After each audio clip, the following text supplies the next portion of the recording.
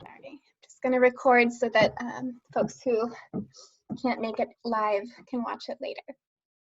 So like I mentioned, this is Faces of Literacy storytelling for our event in October. And it involves speakers and stories, music, art, food, celebration together of students and volunteers, some community building. It's our biggest fundraiser of the year, and it will be in October. So there's the logo, Faces of Literacy, a community celebration. And this year it's storytelling and celebration of 30 years of roots and resiliency. So it's our 30-year anniversary. And our theme is roots and resiliency, because as an organization and a community, so many of our students and volunteers' lives, show so much strength in their roots and resiliency, and we really want to honor that and uplift that this year. And this is a picture of the folks who were highlighted or whose stories we featured last year.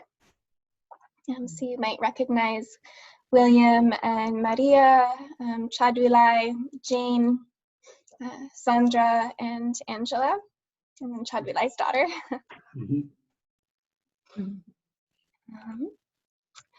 Okay, so I'd like to open it up for some conversation. So what does storytelling mean to you, or how does it enrich your life? And you can go ahead and speak, or you can write in the chat box if you'd like. Well, for me, Heather, it deepens understanding. Yeah. It's a way of really being able to understand someone else's life. Yeah, absolutely. What else? What does storytelling mean for you?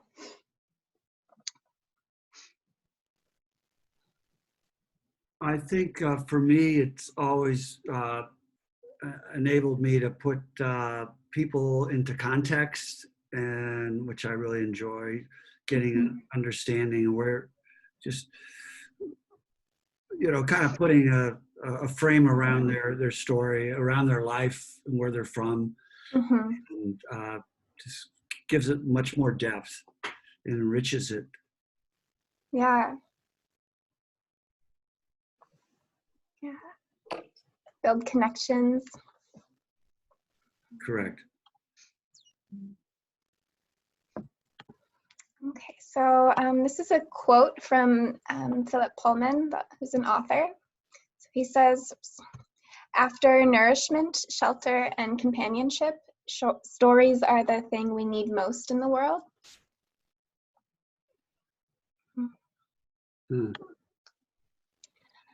And then this is, if you've done visual meetings or visual storytelling, kind of a graphic representation of why stories matter. And so change minds, build support, make people feel, see patterns, change the public conversation, build a broader understanding, share unexpected wisdom, build solidarity. So does anything here stand out to you when you think about, our work and our community? Also, if you share about you and your student, if you just not use their name just for confidentiality. But anything here stand out to you as especially relevant or that resonates? Well, I think the public conversation is important for, it builds our knowledge, but it also shares the knowledge out to people who are not working with people from other cultures. So I think it spreads beyond us.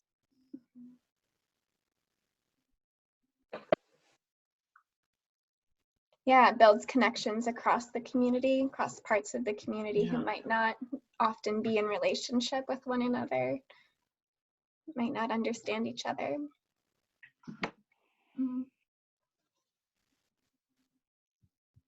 Any other thoughts?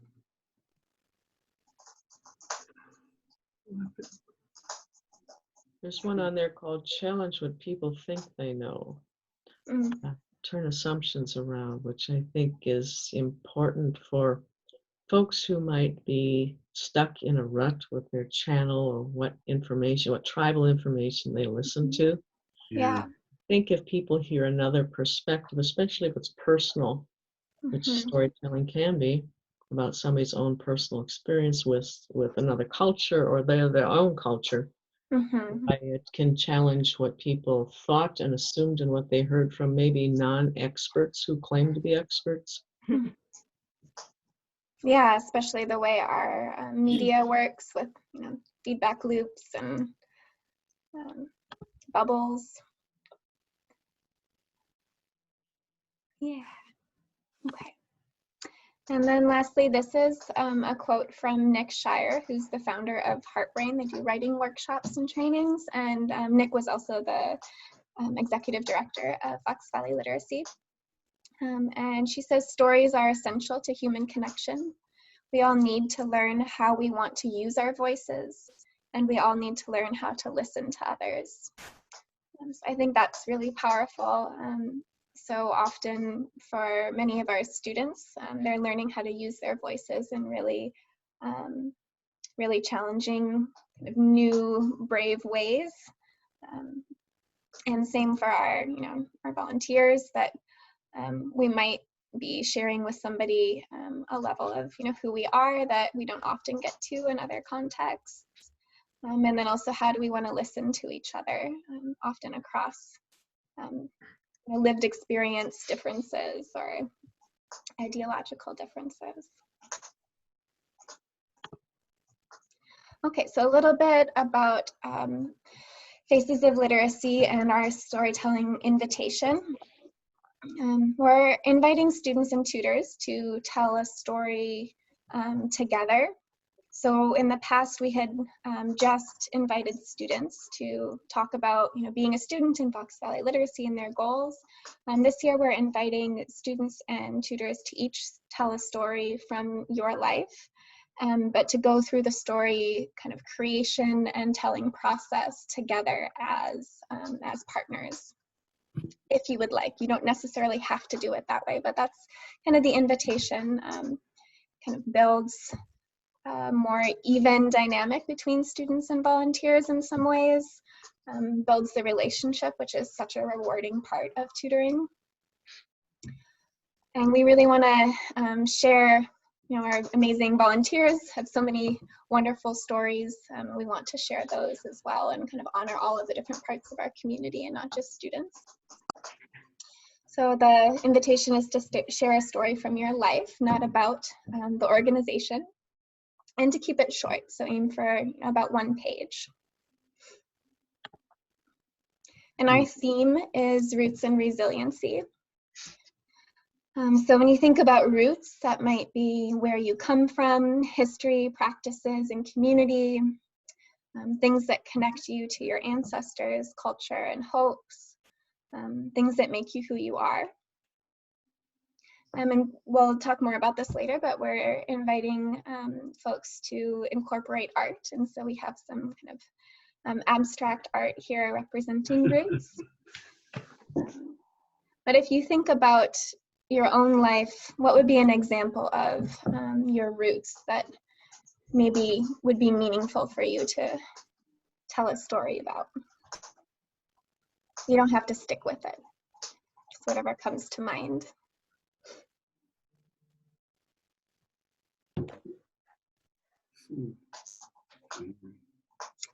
So for me, my last name is French, Chantelois. And when I was little, I was really curious about my unpronounceable last name. And so I started learning French when I was quite young. And that wanting to connect with my roots and heritage has changed my life in a lot of ways. And my husband is from Congo, and we speak French at home. And in so many ways, I never would have followed the path that I have, or my life wouldn't be what it is today if I hadn't wanted to connect with my roots. So that's just one small example, is language. Hmm.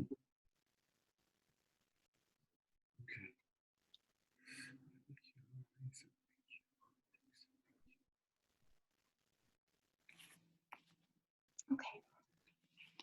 It's all right if you're not interested in sharing too. So this the idea is sharing just through through art or something that connects back to your roots. Yeah, Or so is that you know, what the question is? yeah, so when we're thinking about the theme of roots and resiliency, what do roots mean to you? What about your roots is important to you, shapes who you are today? Oh, okay, sure. So some of our students might say, you know, my roots are in Venezuela, and that's really important to me, even though I'm here now. These are some of the practices, or this is a story about, you know, something that most people who grew up in Venezuela experience at some point, and that's really a cherished memory. It makes us who we are. Mm-hmm. Mm-hmm. Could be food Okay. or anything, yeah. No, it's a little abstract. Yeah, no, I get it. And then resiliency is the ability to grow and flourish in and after adversity, maybe by mobilizing resources, by leaning into your community and values, maybe drawing from personal determination, through nourishing practices and relationships. Does anyone have an example of resiliency that you or your family draw on or have drawn on?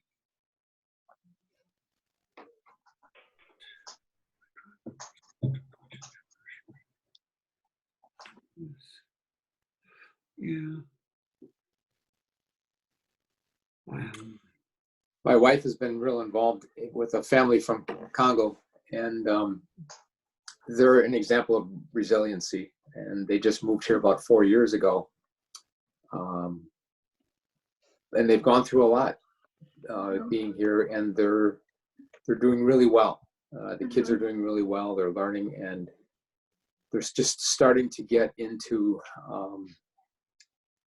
that groove of being independent and living here. But it's taken a while, and it's hard.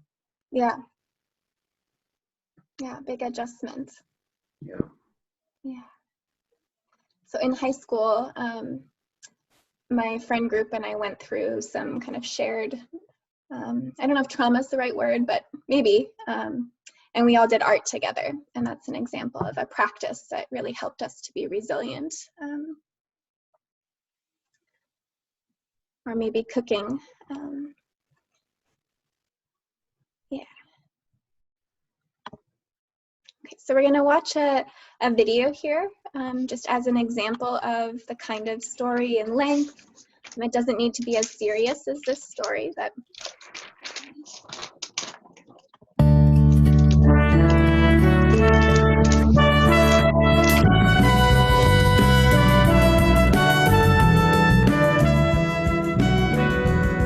I was in love with Tyrone. My relationship was heating up, and my parents knew that, so they had to take charge. Mother told me we would be spending the summer in the South, and that's where I was going to be introduced to my great-grandmother, Silvia. She was 106 years old, and I just did not want to be spending my time with a senile old woman. But 4 days later, we were in Farmerville, Louisiana. Driving on this old road, I saw this log cabin, and I noticed on the front porch, that was her. She had a slender, almost frail frame, but I still found her to be regal looking. And at night, she would tell her stories. When the Civil War ended, she was my age. She was 16. She said even though she had freedom, not knowing how to read and write made her feel like a jigsaw puzzle with some of the pieces missing. And when she was 85 years old, She said, it stops here. She got help from grown-ups, and sometimes from children, and she would study on her own. And then she told me that she had something special to show me. She went to a cedar chest at the foot of her bed, and she opened it up, and when I saw what it was, I was wondering, why is she bringing me this old tattered church fan? But when she turned it over, scrawled on the back of that fan, she had printed Silvia. She told me that when she could spell her name, that was when she got her freedom. She passed in 1965, but Grandma Silvia is living on in my heart.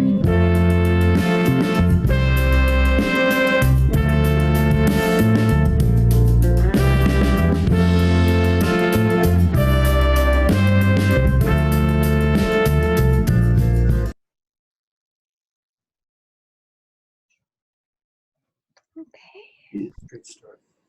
Mhm. So a little reflection. So how does Silvia's legacy teach us about roots or resiliency? Yeah. Yeah. It's amazing she did that at 85 years of age, where she went back and learned how to read and write. So it teaches us it's never too late to be resilient. Mm-hmm. Exactly. How does the speaker connect with the audience?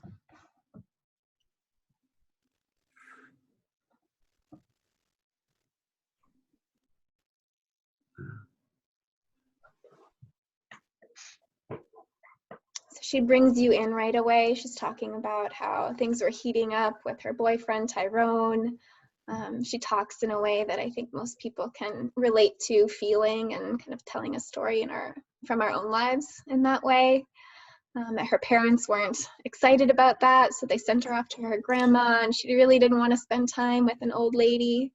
And then she describes her grandmother really vividly. She's frail but regal. She doesn't just say she pulled up to a house, she says a log cabin.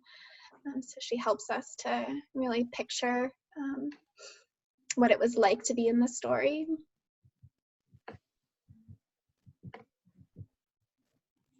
Okay, we're not going to go through all these questions. The PowerPoint here is a good teacher's manual for doing storytelling with your students. So there's some more questions here than we'll talk about together right now. Okay, and so we have a workbook for you that you can use with your student. Okay. So if you go to our website again, that link, I'll send you the PowerPoint. The link goes right to the workbook. Otherwise, if you go to our website and it's the Faces of Literacy tab, and then there's some information, and the workbook is right here. And a big thank you to Nick and Heartbrain for helping prepare the workbook. And the workbook is, what's the content in the book? We're going to go through that. That's what the rest of the Okay. Workshop will be, is how to use the workbook for lesson planning. Okay. Yeah, so this is the first page of the workbook, just has a little overview. So if you look at the workbook, which should be on the left half of the screen, here we start. On the top, you can see session 1. So we are suggesting that you use the workbook in 5 sessions with your student, maybe over 5 or 6 weeks. You can adapt that if you'd like, but that's how it's designed. And so we begin with some questions, just some prompts to help think about and choose a story. So one would be, tell us about a time or place where you feel a strong sense of belonging. Tell us a story from your life that you want your grandchildren to know.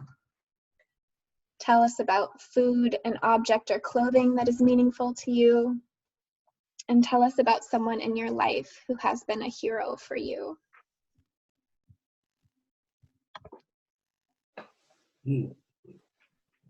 So I'm gonna invite you to participate in a poll. And which question would you be most interested in writing or telling a story about? And you don't need to stick to it, it's just to start thinking. And we'll have about 30 seconds.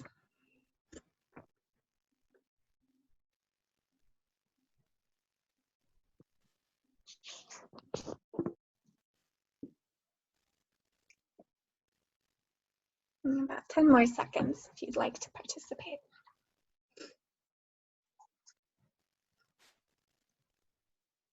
Okay. Yeah, so you can see most people were interested in telling a story that you want your grandchildren to know. So those are just suggestions to get started. If there's a story that you're like, this is what I want to tell and it doesn't fit in these parameters, that's okay. This is just to give something concrete to kind of land on. So in your first session, we would suggest that you would discuss these questions, maybe talking about roots in resiliency, if there are words for that in your students' language, or if that's too abstract and too advanced, then just skip it. And then maybe looking at these questions and some of the vocabulary, maybe some of the grammar, maybe telling a short story about each of the questions to each other for some conversation practice. And then, choosing which question you and your student are each interested in and which story you'll decide to tell about. So I think it's important to try to commit to something on the first day. It can be overwhelming. That's a big prompt, a big invitation. It doesn't need to be perfect. It doesn't need to be your most important story ever. So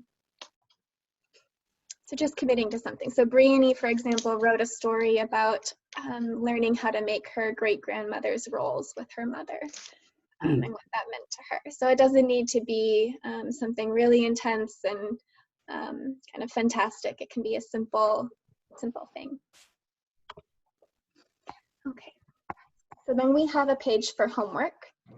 And the invitation is to begin by free writing. And your student might choose to free write in English right away or to free write in their own language first. And it might be easier to free write in their language. The idea is to get the story out. And if we're trying to struggle with vocabulary and grammar and all of that in English, it might be better to start in their language first and then translate it into English. But either way, to free write, maybe think about your story for a minute and then set a timer. We're suggesting 10 minutes, but you can do 3 minutes, you can do more. I wouldn't go very long. 10 minutes would kind of be the max, I think.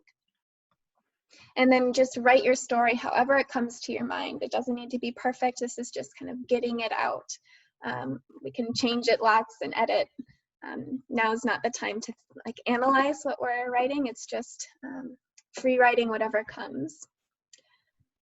And then if your student wrote it in, say in Spanish, maybe they would translate it into English, or maybe they would then free write it in English. It would be easier to free write in English once they've already done it in Spanish, because they wouldn't be trying to think about the content of the story and they could focus on the language. Question, Heather. Yeah. On the left side of the page, we've got this form. How are we going to get that to our student, or are you asking them to write on just a blank piece of paper at home, or so they've got some kind of things in front of their mind to, after we end our training session, that they've got tips of, well, what do I need to think about and put into the story kind of thing? Yeah.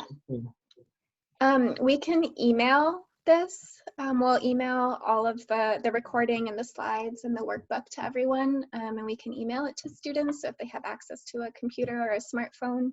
They don't need to write in the workbook if they don't want to, or if they don't, can't print it. If you know that you're really interested and your student wants to write it, then we could probably arrange to deliver a paper copy. We have a lot of students, so we can't do that for everyone, but if you reach out, then we can make that happen too. Okay, thanks. Yeah. So one way to use the workbook is to maybe write some tips here for your student and then have them write in a journal. They don't need to write in the workbook. And then after they write the first draft, don't look at it for at least a few days. And then maybe between your next lesson, read it out loud and have them reflect, what is my story about? Just to see, okay, did the basic message and the basic events, the core of my story, did that come across? And then a reminder that if you want to do this, homework for you and homework for your student, so that you're each doing this together kind of as partners, that's an invitation, but it's up to the two of you how you want to do that, or if just your student wants to tell their story, that's okay too. And then the other option is to dictate the story. So maybe your student doesn't have the literacy skills to write their story, but they want to participate. They could speak it out loud into a recorder, and then they could transcribe it, or have somebody else transcribe it, translate, transcribe. So we can be creative about this. Also, if students have visual impairments, or we have some students who have tremors and can't really write, then they can still participate. And then the rest of the process is the same, just getting it out in some form. And then when you meet for your second class, the invitation would be to discuss, how did it feel to write your story? How was that? To read your stories out loud to each other. Reading out loud is really important to help understand the rhythm, help build the literacy skills. Many students want to improve their conversation, and the best way to do that is to practice actually making the sounds, building the muscle memory also of pronouncing English sounds and sentences. And then just discussing some of your first impressions. What was the story about? What's interesting, moving, engaging? What's unclear? What do you want to know more about? And it's not a deep analysis at this point. Just starting to kind of think a little bit critically about how effective and how rich the story is. We're not looking at grammar or punctuation, spelling, anything like that yet.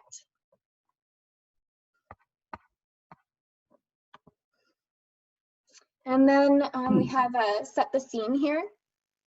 So this would also be in your second session, to really think about deconstructing the story. So where does it begin? What does it look like, smell like, feel like, sound like, to build some of the depth of the story. Where does it end? What changes over time? And this is to help build depth and clarity, maybe involve the senses. And you might explore the narrative arc. This is an example of a narrative arc that we use in the West, so in Europe and North America. Not all cultures construct stories the same way, and that's okay.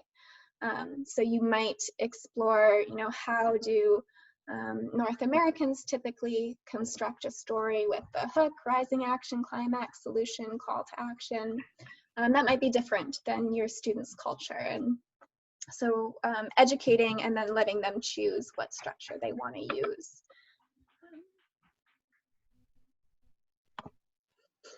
Okay. And then we have some different storytelling formats that you might explore. So we suggest that you choose a verbal format for sure. And then if you're interested in a visual format, you can add that later. So I'm going to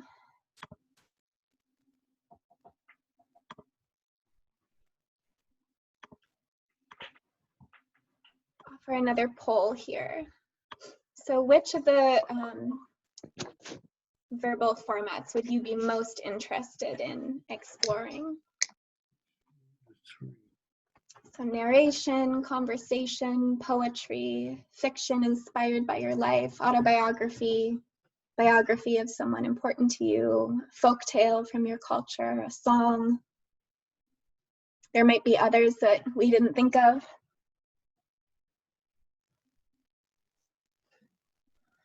So just pick 1 or 3? How many? You can pick 1 to 3 if you're undecided.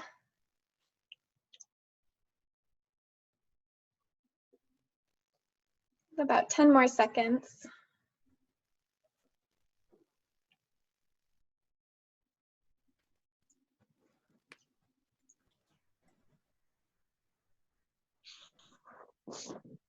Shoot. Drawing, painting.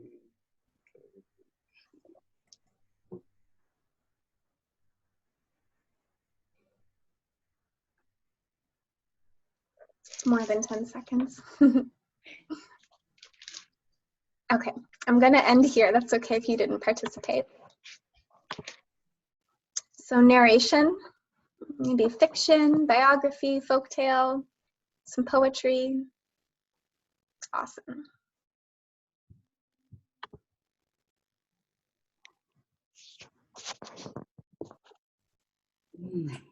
And then we have some visual formats here. So you might decide that it's easier to start with a visual if you're a really visual person, or to come back and add some visual, or you don't want to do it at all. That's okay. So you might discuss with your student, which one of these verbal formats feels the most natural, which feels the most inspiring. Maybe explore some of your favorite examples, maybe some poetry you love, and then decide which one you want to use going forward.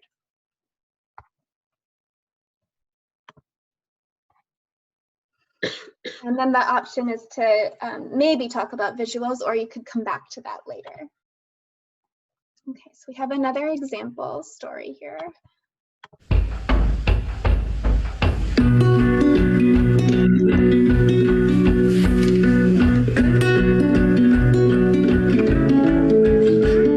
What do you think you miss most about Dad?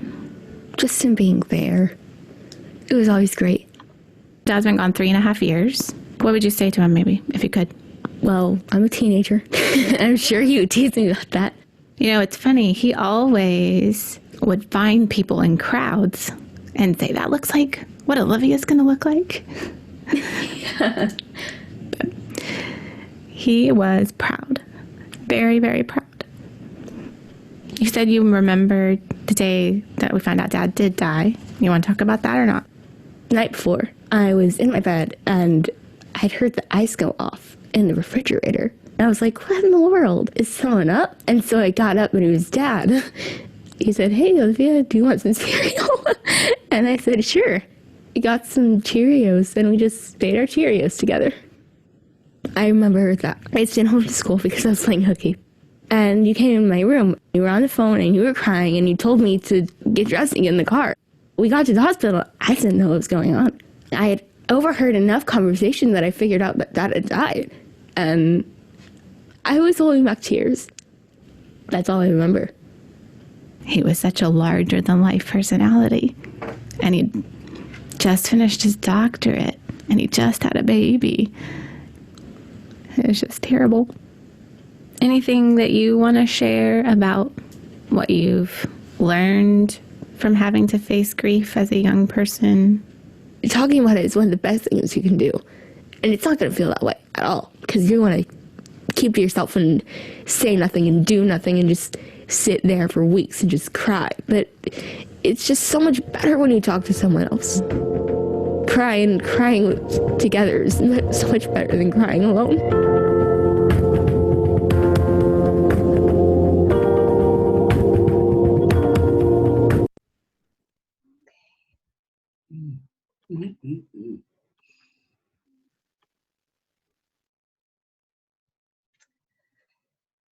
So another example, and your stories don't need to be that serious,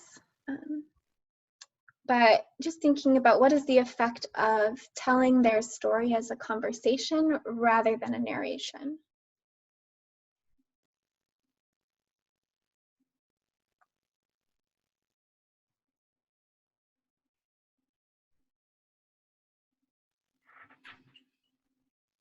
It's interesting to have two viewpoints, Mm-hmm. the mom and the daughter. Conversation is the way we live life. We usually don't narrate ourselves in a third person or something. Mm-hmm.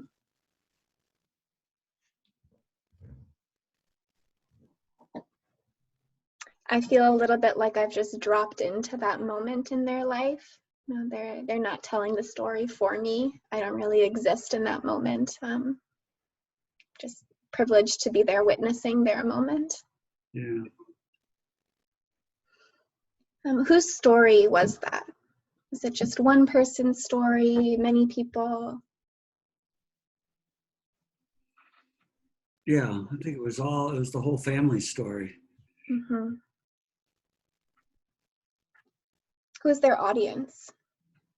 Mm. Hmm. Each other, for one. Yeah. Anyway, speaking to connect with each other and help each other understand, remember.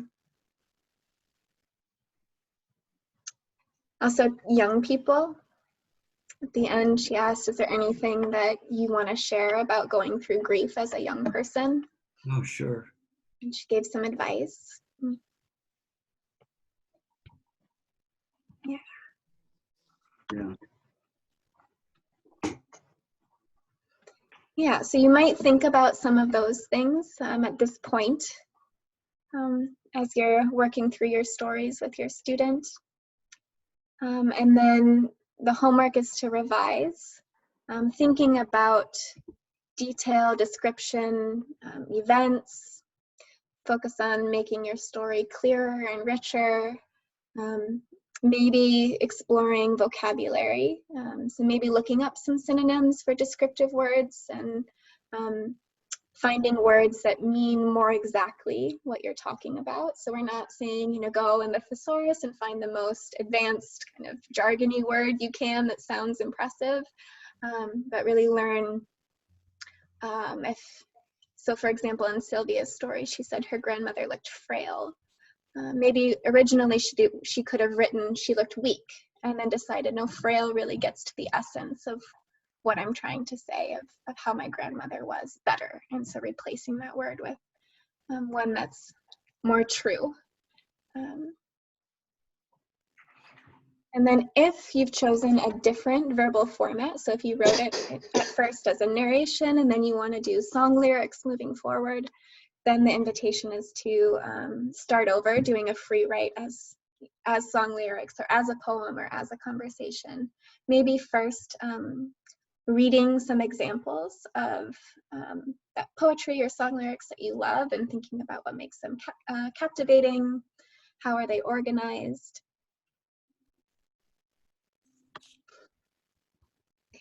And then for session 3, you would read your stories aloud again and discuss, again, just coming back to what is my story really about? What has changed? What's inspiring? What's unclear? What's missing? And only correcting grammar or punctuation where it interferes with comprehension. And if your student loves grammar and punctuation and corrections, then that's okay. But really let them decide at this point. We don't want to overcorrect those things yet, so that we can focus on the content and on the authenticity of the story.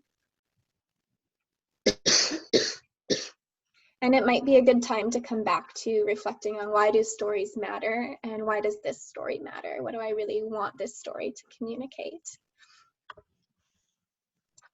And then you can discuss and write responses for create a connection. So there's conversation and writing exercises throughout these lesson plans. So if you wanted to do some grammar corrections, maybe you would do this together and then you would correct the grammar here, not quite yet in their actual story. And then we're thinking about clarity of the message, connection with the audience, getting them kind of hooked into the story. So maybe being more creative in that way. And then the homework again would be revision. Here, I might use the homework page to write down the top 3 things that I could do to improve my story. Then maybe making some notes on my last draft, or here, rewrite the story.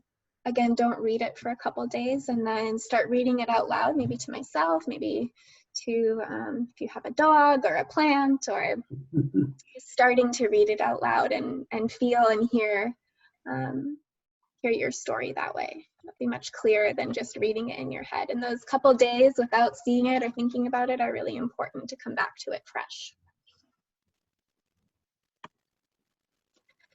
And then your 4th week, you would review the changes, maybe reading your stories out loud, and you might trade stories.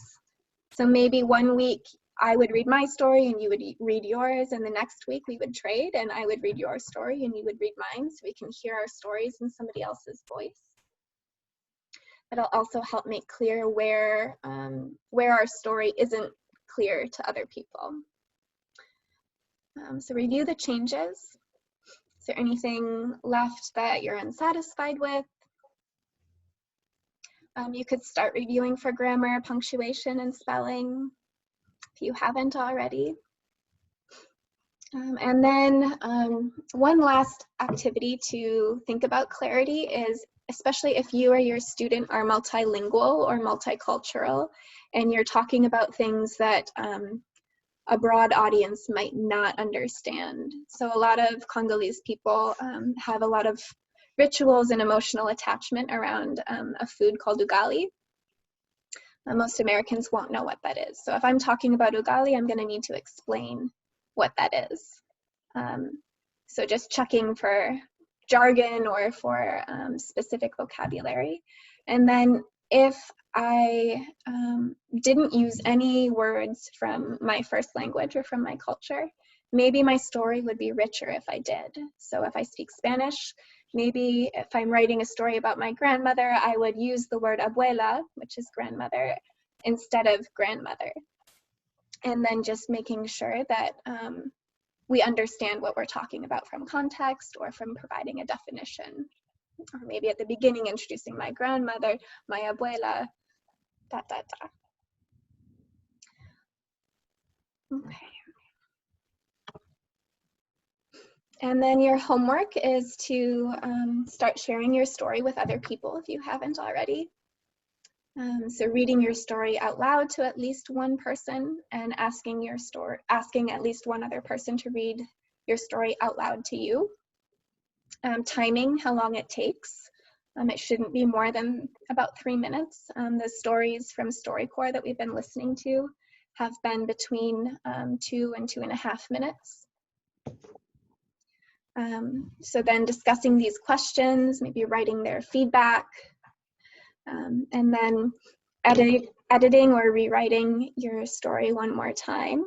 Or if you're choosing to work with audio, reading or speaking your story, and making sure that it's 2 to 3 minutes long, or if you're writing it 1 page long about. And then we're really thinking about, okay, does my story communicate what I want it to? And then maybe reviewing for correct grammar, punctuation, and spelling, so that if your student likes that kind of homework, now is the time to really dive in there. We have one more example.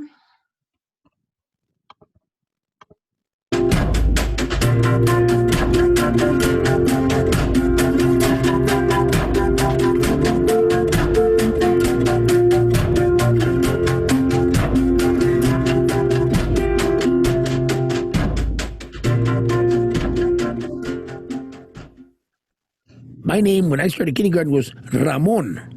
And by the time I was in the 2nd grade, everybody was calling me Raymond. You know, out in the playground, in the classroom, Raymond, hey, Raymond, hey, Raymond. And trying to adjust to this, you know what I mean? And if there was a girl named Maria, her name became Mary. And Juanita became Jane. Till one day, we got a new student by the name of Facundo Gonzalez. Facundo Gonzalez, man. When he came into school, they called an emergency administrative meeting. You could kind of hear him talking to the door. You know, what are we going to do with this guy, man? You know what I mean? How are we going to change his name, you know? And one teacher goes, well, you know what? Why don't we try to shorten the name a little bit? And they go, yeah, well, but how do you spell it? Facundo. And they go, why don't we just spell it FAC? And one of the teachers goes, well, that would mean his name would be Fuck. And the other teachers looked at it, no, that sounds like a dirty word. You can't be saying fuck, where's your homework, Where's fuck at, you know what I mean? Well, that was a trip we always remembered going to elementary school, because Facundo was the only guy who never got his name changed.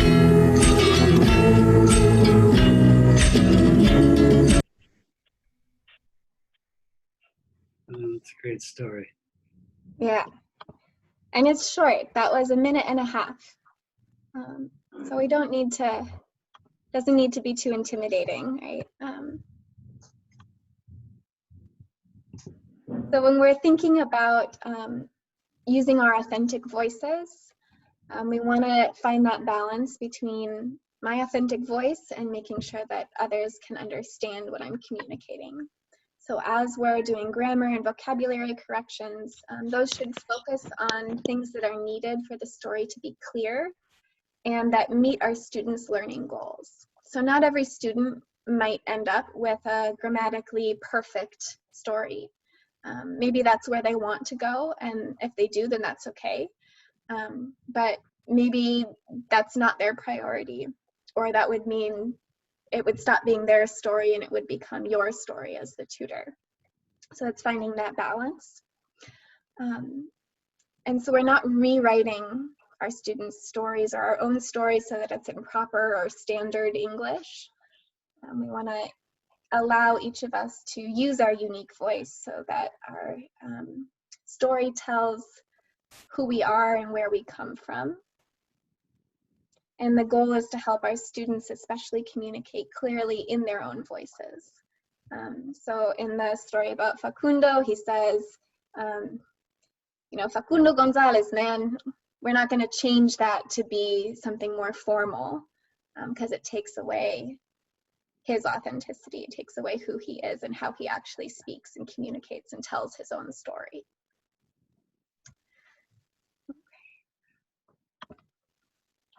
So for your last class, the suggestion is to, again, read your stories out loud.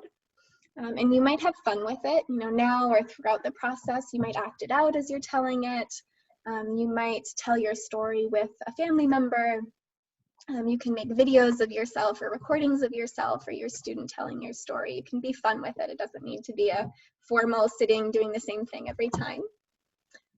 Discussing, what are you feeling, and maybe writing your responses. So we have a page here for that. Making any final edits. And then please send us your story if you are willing to. Brittany is going to be receiving the story, so this is her email. And we will be hopefully making a book with student and tutor stories. We're hoping to integrate some art. We'll see how things go. Things have been a little thrown off with the coronavirus, so I can't make any promises, unfortunately, but that's what we're hoping to do. And then some of the stories will be featured at the Faces of Literacy event in October. And then we have practice homework. So a story gets better each time it's told. So maybe tell your story to staff or a family member, to yourself in the mirror, a stuffed animal, a plant, an animal, water. So have fun with it. And then we have some resources. So the stories come from StoryCorps. They have a great YouTube page and a website. The Faces of Literacy page on our website. This is one more story that we're not going to play today, but I really love it. So I will share it with you when I send those slides. Does anyone have any questions?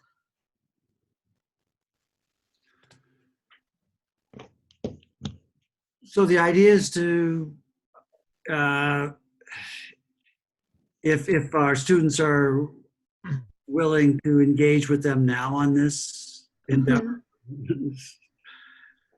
or sometime in the next month or two kind of thing? Yeah, I think that this, if you're having classes over the phone or online with your student, this is an easy way to do that. I think it's easier than a workbook because it's mostly conversation-based. If your student is doing writing homework, they can text you a picture of it or email you a picture of their homework, and that way you can see what they're working with, and you can send corrections, back to them the same way. If you're interested in using Zoom or another online platform and you're not sure how to do that, then I'm happy to meet with you and your student and kind of give you an orientation and get started. Sorry? Okay. Yeah. Okay, thanks. Yeah, we don't have a deadline yet from the publisher for the book. So that would be, if you want the story to be in the book, then that would be the hardest deadline to aim for. And we haven't heard back from them what that will be. So, if you're interested, I would start sooner than later, especially if you're gonna, do it over a month or a month and a half. But if you miss the book deadline, then we can participate in other ways too. So. Any other questions, comments? Okay. Thank you very much for walking us through this. Yeah, I hope it was feels a little more doable. It does. Concrete. Yeah. Yes, that really helped. Good. And I'm happy to meet with you again. I think I might be working with some students on this if the office stays closed for longer. We'll have more time, so I'm happy to do that as well. I just want to mention that we have some events coming up. Office hours are tomorrow between 10 and 4. So if you have questions or you just want to say hi or anything, we sent an email with the Zoom link. So you would just pop in anytime between 10 and 4, and I'll be there all day. Other staff will be there intermittently. And we have the volunteer appreciation event on Tuesday. So that'll be a social on Zoom.